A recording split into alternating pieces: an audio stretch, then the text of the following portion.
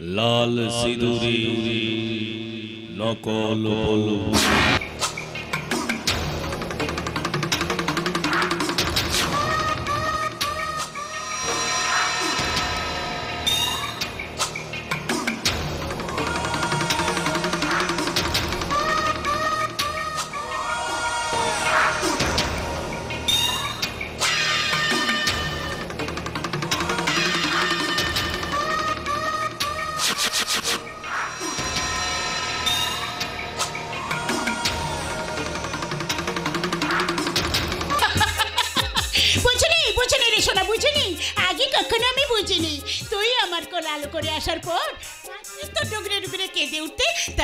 বুঝতে পেরেছি ভালোবাসা কত মধুর, কত মমতা মাখানো মায়া। কাঁদে না কাঁদে না সোনা, কাঁদে না। ওরে আজ যে তো জন্মদিন, তাই তো তোকে আদর করে সোহাগ করে আমি বলছি, আমার পরমায়ু নিয়ে তুমি আয়ু পাও, আমার পরমায়ু নিয়ে তুমি আয়ু পাও। জন্মদিনে লগ্নে তোমার রইল আমার উপহার, জন্মদিনে লগ্নে তোমার রইল আমার উপহার। বেঁচে থাকার আনন্দকে দুহাত ভরে না, আমার পরমায়ু নিয়ে তুমি আয়ু পাও, আমার পরমায়ু নিয়ে তুমি আয়ু পাও। Happy birthday to you, happy birthday to you, happy birthday to you, happy birthday to you. ঘুমিয়ে পড়েছে, ঘুমিয়ে পড়েছে মামনি, আমার ঘুমিয়ে পড়েছে। ঘুমো ঘুমো মা ঘুমো, এখানে একটু ঘুমিয়ে পড়।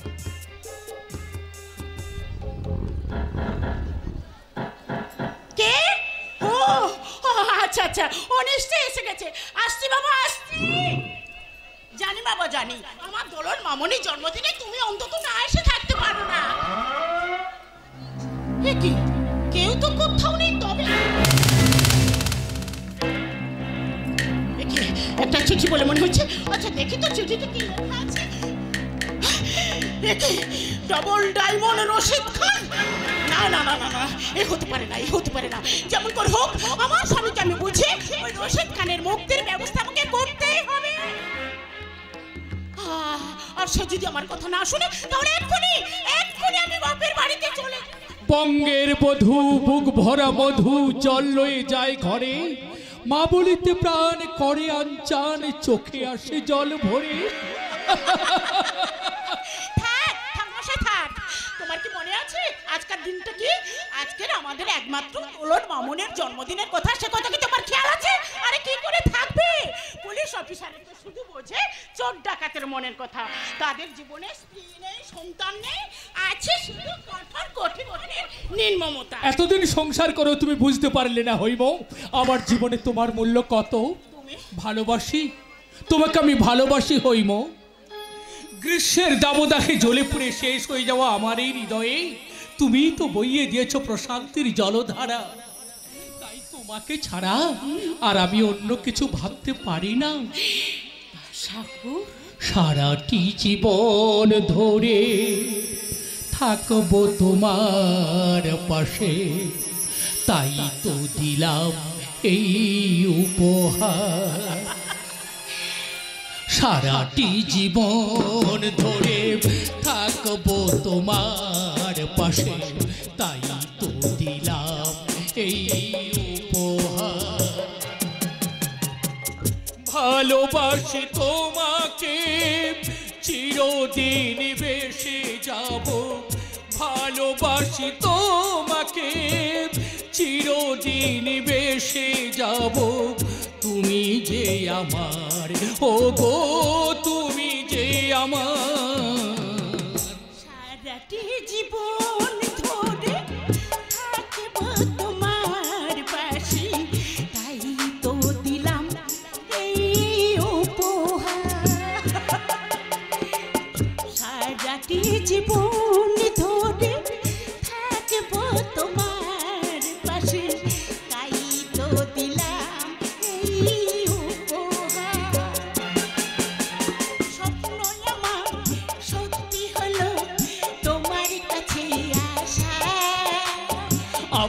করে পাবো কাছে এইটুকু আশা। স্বপ্ন সত্যি হলো তোমার কাছে আসা। আপন করে পাবো কাছে এইটুকু আশা। ভালোবাসি তোমাকে চিরদিন বেসে যাব। ভালোবাসি তোমাকে চিরদিন বেসে যাব। তুমি যে আমার, ওগো তুমি যে আমার, সারাটি জীবন ধরে থাকবো তোমার পাশে। তাই তো দিলাম এই উপহার।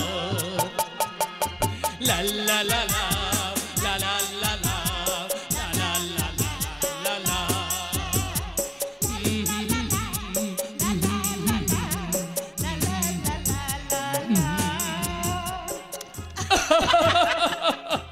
হইম, আমার হৈমন্তী।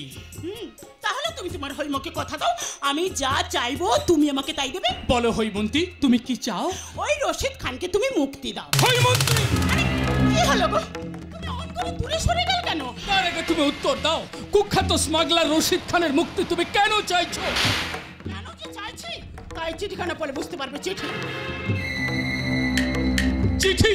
ভাস্কর ব্যানার্জি, তুমি আমাদের বিশ্বস্ত লোক রশিদ খানকে অ্যারেস্ট করেছো, বহু টাকার আগ্নেয়াস্ত্র বাজেয়াপ্ত করেছো, তাই তার বদলা নিতে তোমার সংসার আমরা শ্মশান করে দেব। শ্মশান। ইতি ডাবল ডায়মন্ড।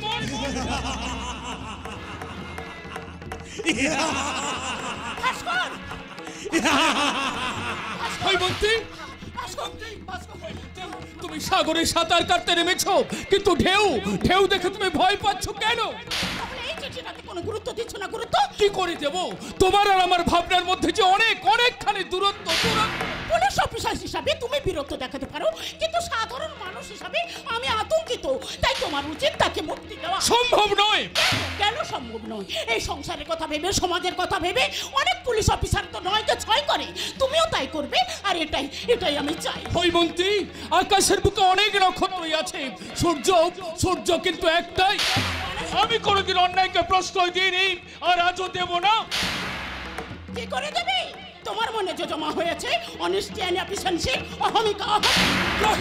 প্রহেলিকা, তোমার চরিত্র এখন আত্মসুখের প্রহেলিকা, তাই তুমি আমার চরিত্রের অলংকারকে অহমিকা বলছো। অহমিকা? আমি কিন্তু অনামিকা নই, আমি তোমার স্ত্রী, তোমার সন্তানের মা। তাই আমি তোমাকে শেষবারের মতো জিজ্ঞাসা করছি, ওই রশিদ খানকে তুমি মুক্তি দেবে কি না? না। এটাই কি তাহলে তোমার শেষ কথা? যদি শেষ কথা শুনতে চাও তাহলে শোনো। আমি যদি অন্য কোনো পুলিশ অফিসারের মতো ঘুষখোর হতাম, বেঈমান হতাম, কিংবা স্ত্রৈণ হতাম, তাহলে বউয়ের মুখের হাসি দেখার জন্য নিজের বিবেককে আমি বিসর্জন দিতাম। কিন্তু আমি অমিত তেজা ভাস্কর, ন্যায়হীনতার পুষ্কর দোষে আমি দুষ্ট নই। তাই সূর্য যেমন তার অতি বেগুনি রশ্মি দিয়ে পৃথিবীর বিষাক্ত জীবাণুকে ধ্বংস করে, আমিও তেমনি সততা আর ন্যায় নীতির কুঠার চালিয়ে এই সমাজের বুক থেকে ধ্বংস করে দেব দেশদ্রোহিতার বীজ বৃক্ষ। Yes, it is my last decision. তাহলে তুমিও শুনে যাও ভাস্কর, আমি কিন্তু পূরণ করতে দেব না তোমার ওই ধ্বংসের অ্যাম্বিশন। রতনদা, কি হয়েছে বৌমা? দাদাবাবু হন্তনতে ধারে চলে গেল, তুমি অস্থির হয়ে পড়েছো। তবে কি দাদাবাবু? আমার আত্মসম্মানে আঘাত দিয়েছে, আমাদের দুই মা মেয়েকে খুন করার প্ল্যান করেছে। তাই আমি ঠিক করেছি মা মনে কিনে আমি এক্ষুনি বাপের বাড়িতে। বৌমা, মামনি তোমার কাছে থাকলে রতনদা, আমি এক্ষুনি বাপের বাড়িতে ফোন করতে যাব। কিন্তু মামনি যে খাবার সময় হয়ে গেছে বৌমা। আমি এসে ওকে দুধ খাওয়াবো। কিন্তু বৌমা, আমার মনে আর কোনো কিন্তু নেই রতনদা, আমার মনে আর কোনো কিন্তু নেই। আমি পরিষ্কার বুঝে নিয়েছি, আমার স্বামী ভাস করবে না যে পুলিশ অফিসার হলেও সে ডবল ডায়মন্ডের চেয়ে অনেক বড় ক্রিমিনাল। বৌমা এসব কি বলে গেল? আমি তো কিছুই বুঝতে পারছি না। তবে হ্যাঁ, বৌমার কথা শুনে আমি যেন কোথাও কি সেটা গন্ধ পাচ্ছি। হ্যাঁ, গন্ধ।